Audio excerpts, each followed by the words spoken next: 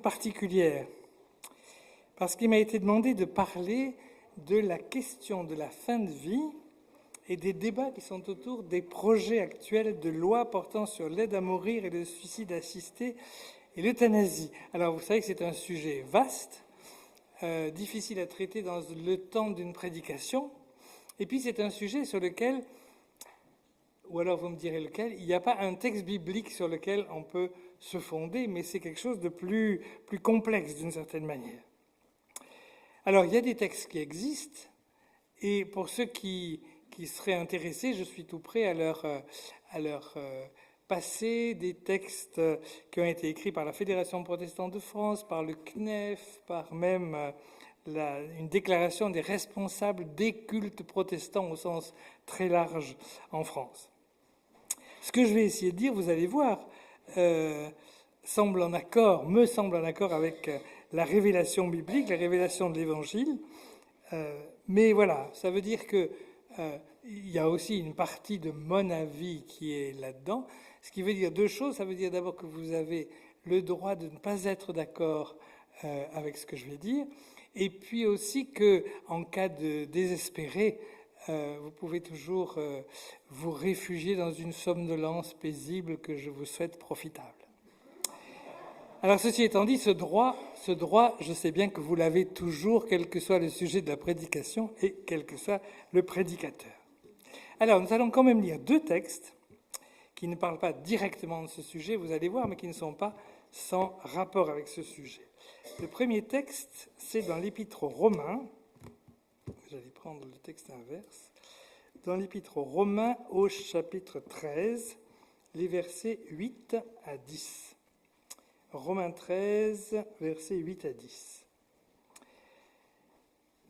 Donc l'apôtre Paul nous dit « Ne devez rien à personne, si ce n'est de vous aimer les uns les autres, car celui qui aime les autres a accompli la loi. En effet, les commandements, tu ne commettras pas d'adultère, tu ne commettras pas de meurtre, tu ne commettras pas de vol, tu ne porteras pas de faux témoignages, tu ne convoiteras pas, ainsi que tous les autres, se résume dans cette parole, tu aimeras ton prochain comme toi-même.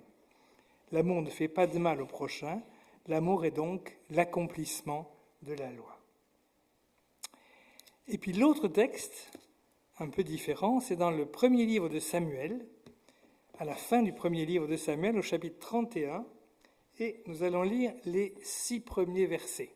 Alors on est en pleine guerre entre les Philistins et le peuple d'Israël, dirigé par le roi Saül, et la guerre tourne au plus mal pour les Israélites.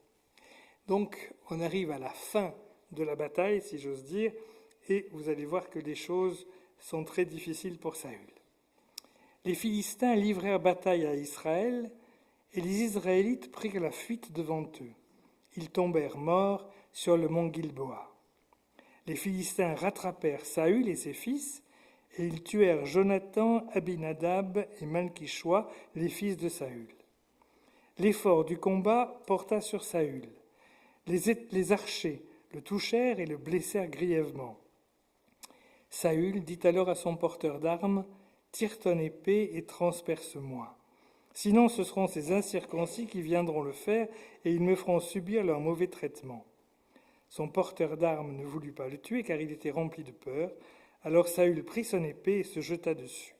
Voyant Saül mort, son porteur d'armes se jeta aussi sur son épée, et il mourut avec lui. Voilà, vous voyez que c'est un texte qui ne parle pas directement de notre sujet, mais qui à certains égards, effectivement, s'en approche. Dans ce texte, donc, premier livre de Samuel, Saül perd la bataille, est en train de perdre la bataille contre les Philistins. Il est repéré par l'ennemi, beaucoup autour de lui sont déjà morts, dont ses 3 fils. Et les archers qui l'ont repéré le visent évidemment pour le tuer. Il est grièvement blessé, il sait qu'il va tomber entre les mains de ses ennemis.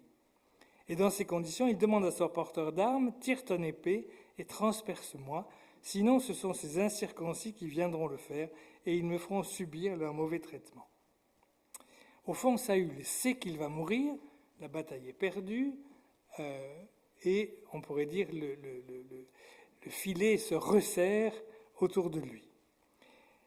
Et donc, il sait que s'il tombe aux mains des ennemis, sa fin ne sera pas particulièrement paisible, et il préfère demander à son porteur d'armes de le tuer.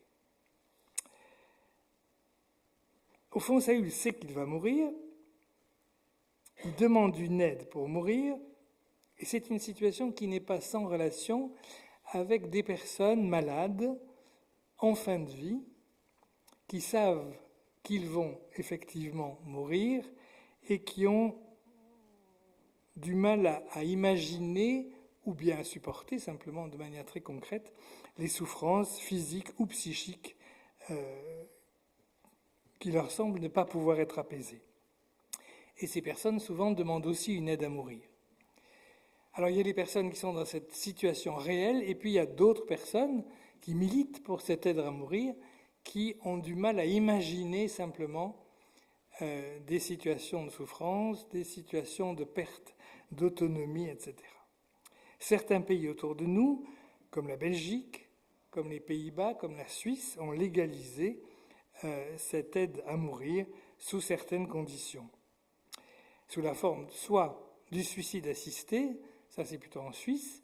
Le suicide assisté, c'est la personne qui va se donner la mort avec l'aide d'autres personnes, soit l'euthanasie, où là c'est un acte médical dans lequel la personne n'est que secondairement, simplement par sa volonté, mais n'est pas impliquée. Et alors j'ai l'impression que les croyants sont souvent un peu tiraillés entre deux commandements. D'un côté, le tu ne tueras pas, de l'autre, tu aimeras ton prochain comme toi-même.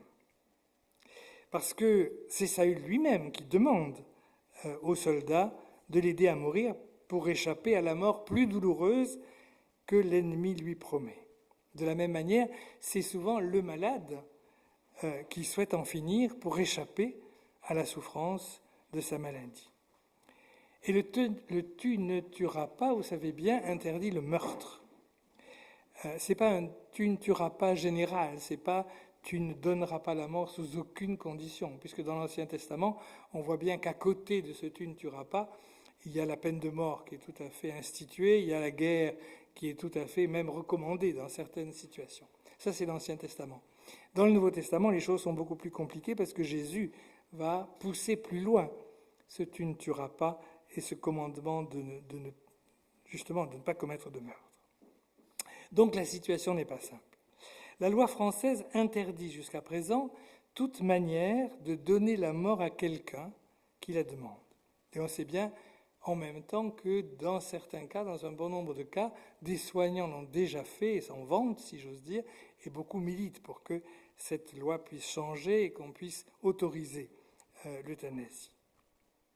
Alors je suppose que certains d'entre vous se disent « mais pourquoi se fatiguer à réfléchir sur ce sujet puisque de toute manière la Bible, donc Dieu, interdit le suicide ?»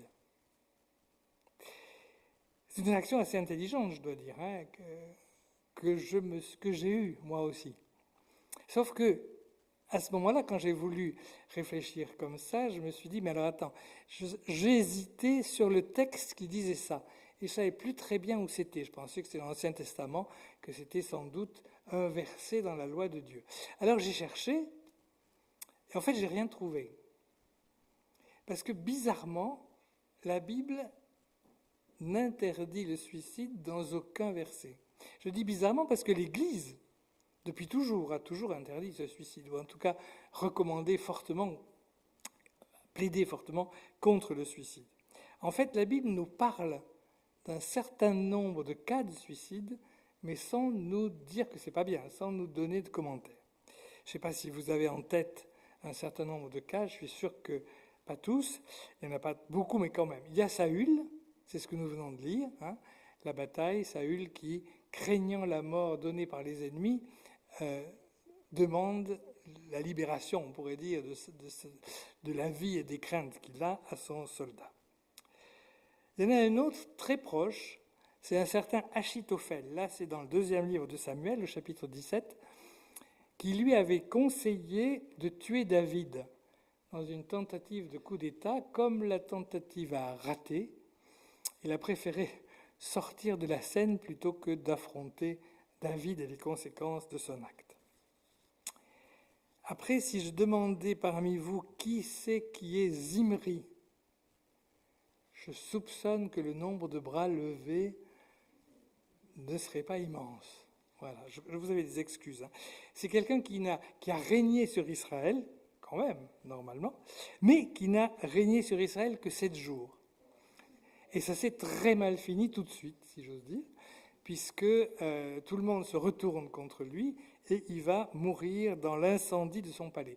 On ne sait pas très bien si c'est un suicide ou si c'est simplement qu'il est mort dans l'incendie de son palais. Après, vous pouvez aussi éventuellement rajouter Samson. Mais là aussi, ça ne me paraît pas très sûr. Parce que Samson, vous vous rappelez, est aveugle à la fin de sa vie, il est prisonnier, il est fait prisonnier par les Philistins, et il arrive dans une sorte de château avec le toit rempli de Philistins, le château, la salle remplie de Philistins qui viennent voir au fond ce héros qu'ils ont vaincu. Et là, il va, de sa force surhumaine, repousser les colonnes, faire tout s'écrouler. Je crois que c'est beaucoup plus par vengeance et par volonté de tuer les Philistins plutôt que par volonté de suicide. Et puis dans le Nouveau Testament, ça, je pense que vous y pensez tous, c'est le seul qu'on connaît souvent, c'est le suicide de Judas, qui, après avoir livré Jésus, n'a pas supporté le résultat et finalement s'est suicidé. Alors, comme il n'y a pas de texte qui en parle de manière explicite, en général, il y a 2 arguments qui sont utilisés et qui correspondent au fond aux 2 types de suicides qu'on connaît en général. Il y a un suicide qu'on pourrait appeler philosophique. C'est celui de la liberté. C'est celui, peut-être de certains stoïciens, c'est cette idée, au fond, je suis maître de ma vie et je veux être libre de partir quand je veux.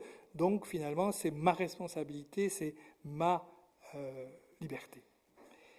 Et la réponse chrétienne, c'est Dieu qui nous a créés. C'est Dieu qui nous a fait venir dans la vie sans que nous y soyons pour rien. Et donc, notre vie dépend de Dieu et notre vie n'est pas d'abord quelque chose que nous pouvons maîtriser, comme évidemment pour y entrer, mais de la même manière pour en sortir. C'est Dieu qui est maître de notre vie et de notre mort. Et puis l'autre type de suicide, c'est le suicide désespoir. C'est la personne qui est tellement désespérée qu'elle ne voit pas d'autre solution que se donner la mort. Mais devant ce genre de suicide, la seule chose qu'on peut faire, c'est, je dirais, la compassion, l'accompagnement, l'amour, mais pas grand-chose d'autre. C'est vrai que l'idéal, la réponse chrétienne serait la confiance en Dieu, une confiance radicale en Dieu pour la vie d'aujourd'hui et encore plus, si j'ose dire, dans ces situations-là, pour la vie de demain. Revenons à notre situation actuelle. Et pardonnez-moi la brièveté, le côté réducteur de ce que je vais dire. La médecine a fait beaucoup de progrès. Je pense qu'il y a un bon nombre d'entre nous qui, si nous étions à la fin du XIXe siècle, ne seraient pas là, parce que telles maladies qu'ils ont pu avoir les auraient déjà tués. Donc la vie augmente, en longueur en tout cas. Nous vivons plus longtemps. Mais en même temps, beaucoup de gens, et surtout des personnes d'un certain âge, ont en tête la manière quelquefois très difficile dont sont morts certains proches, qui ont pu être l'objet de ce qu'on appelait autrefois l'acharnement thérapeutique. Vous savez, les médecins étaient formés pendant très longtemps pour soigner les personnes, point final. Et donc, on pourrait dire quelquefois, quel qu'en soit le prix. Et on a vu des gens qui ont eu la dernière période de leur vie vécue de manière très douloureuse, simplement il n'y avait aucune chance qu'ils s'en sortent, mais ils ont subi, on pourrait dire, des traitements qui étaient très difficiles. Et je pense que beaucoup de Français moyens, quand je dis moyens, ça veut simplement dire pas forcément très informés sur le sujet, pas spécialistes en la matière, imaginent encore que les choses se passent simplement comme ça, je crois. Alors cet acharnement thérapeutique, théoriquement, on n'en parle plus, on ne devrait plus en parler, parce que certains médecins ont dit que mais c'est parce qu'on s'acharne quelquefois qu'on peut sauver des vies, et donc on parle plutôt d'obstination déraisonnable. C'est-à-dire à partir du moment où là, il y a de toute manière plus de chance. Et c'est pour cette raison, c'est là-dessus que vous avez des mouvements qui depuis longtemps militent pour le droit à l'euthanasie ou le droit du suicide assisté. La plupart du temps, ces gens sont de bonne foi et on peut comprendre même certains de leurs arguments. Mais il ne faut pas oublier aussi, et ça je ne suis pas sûr que beaucoup de gens, que tout le monde en tout cas le sache, que la médecine, les pratiques médicales ont beaucoup évolué.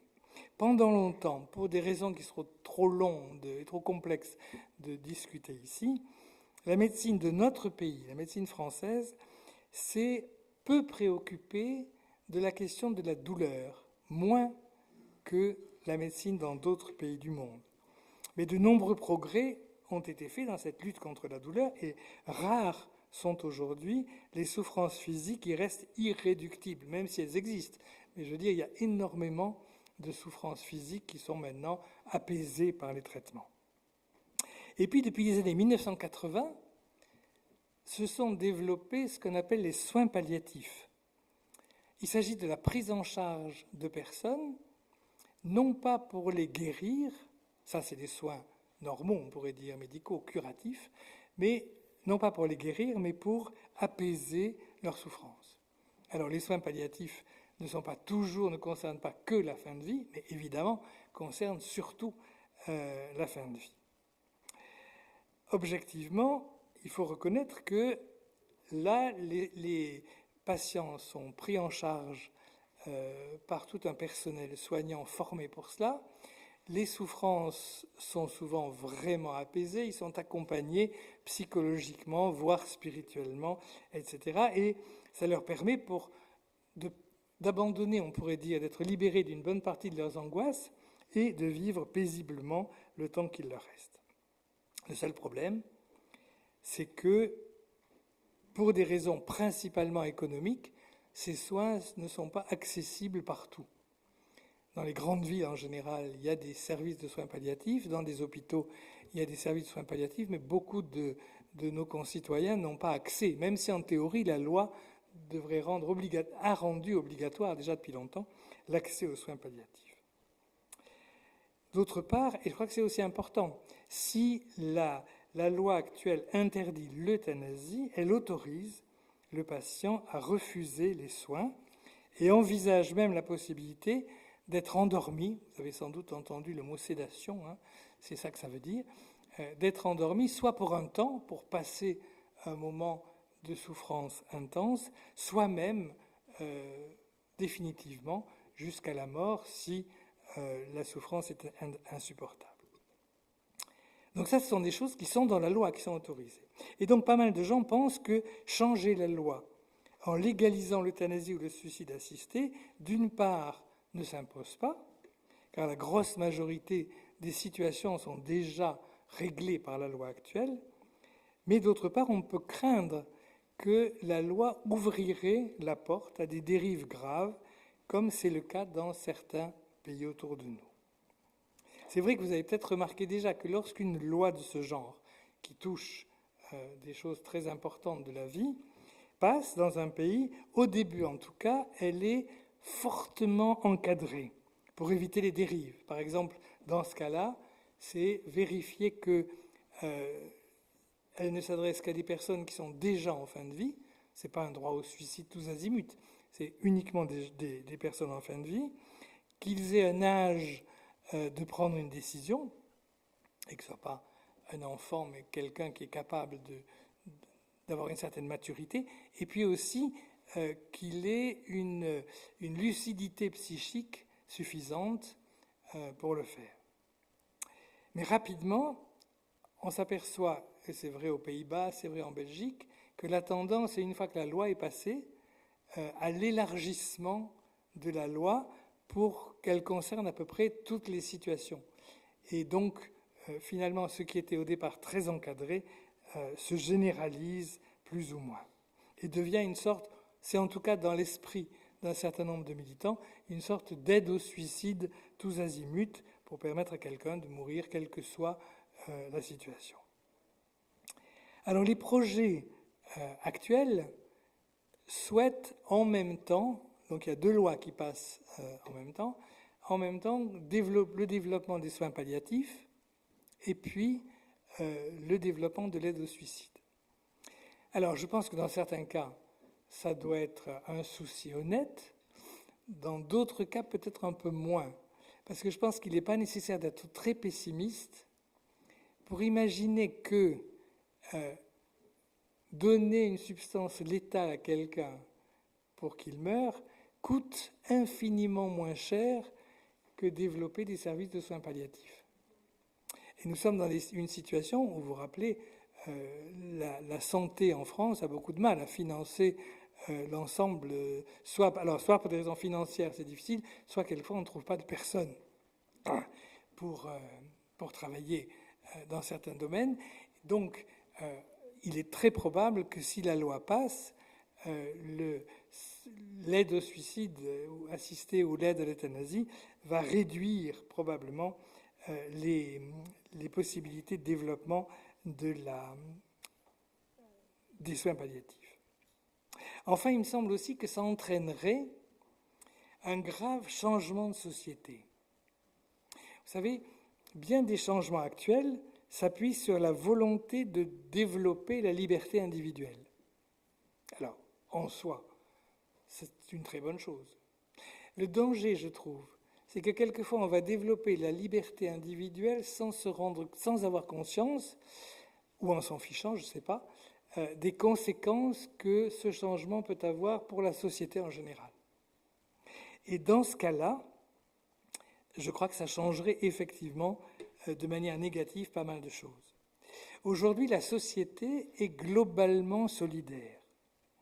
C'est-à-dire qu'une personne malade, une personne âgée, une personne défavorisée peut compter, au moins en principe, sur la solidarité de la société pour être aidée.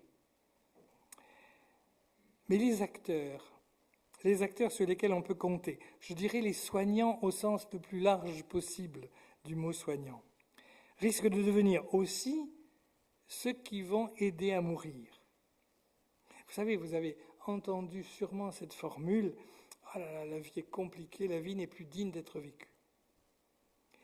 Mais c'est très différent de dire « ma vie n'est plus digne d'être vécue » que de s'entendre répondre « oui, tu as raison, on comprend très bien, on va t'aider à en sortir ».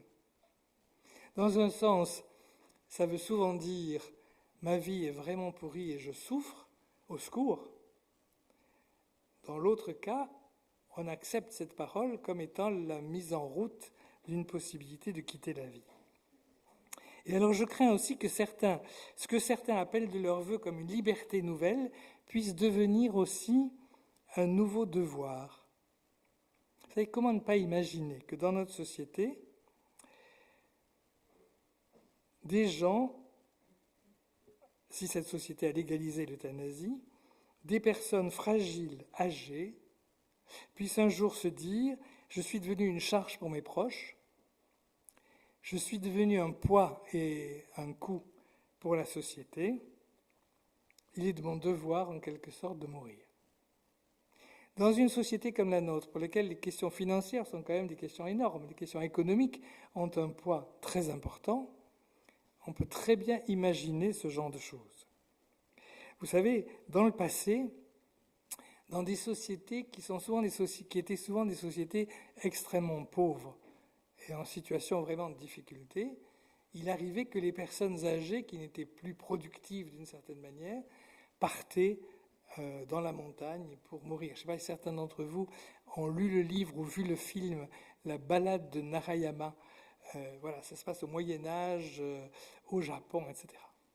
Le paradoxe que je trouve tout à fait scandaleux, c'est que là, il s'agissait de sociétés extrêmement pauvres en lutte pour leur survie.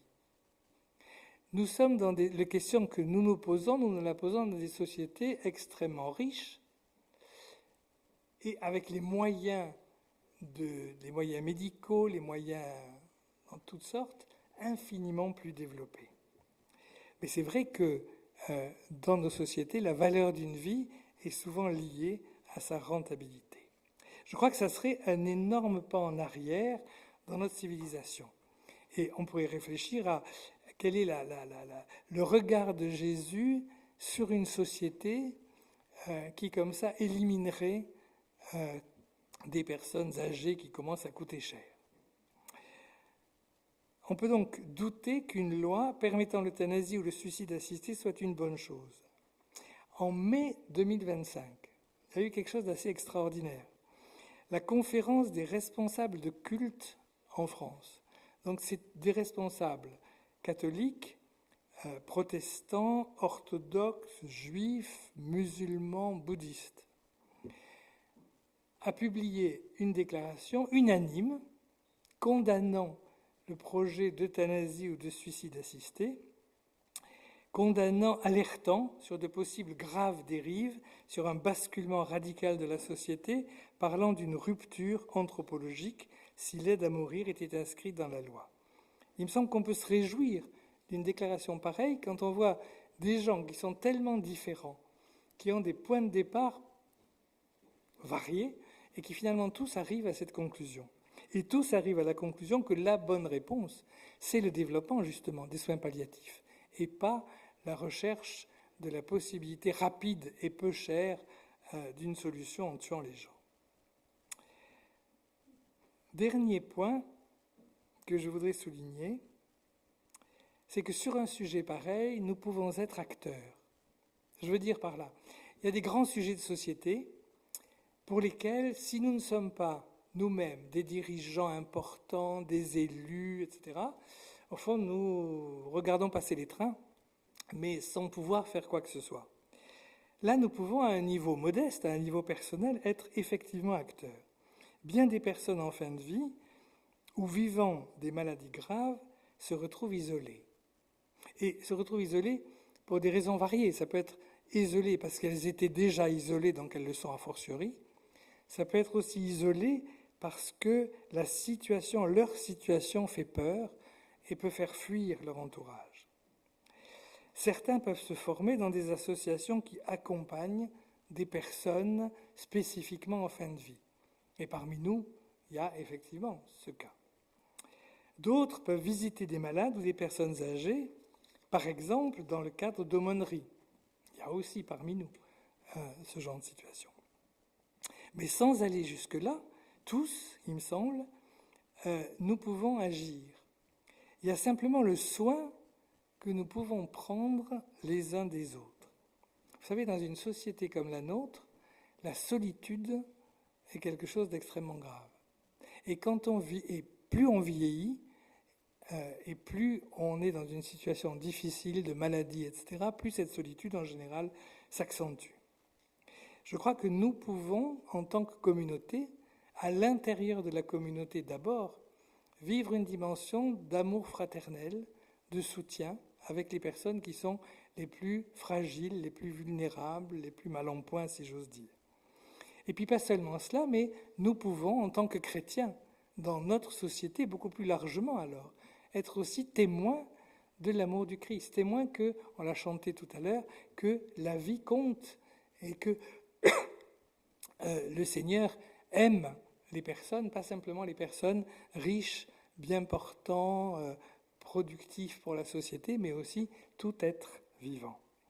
Nous pouvons tous, de la manière qui nous est possible, être porteurs d'espérance, porteurs d'amour et porteurs de paix. Je vous invite à prier.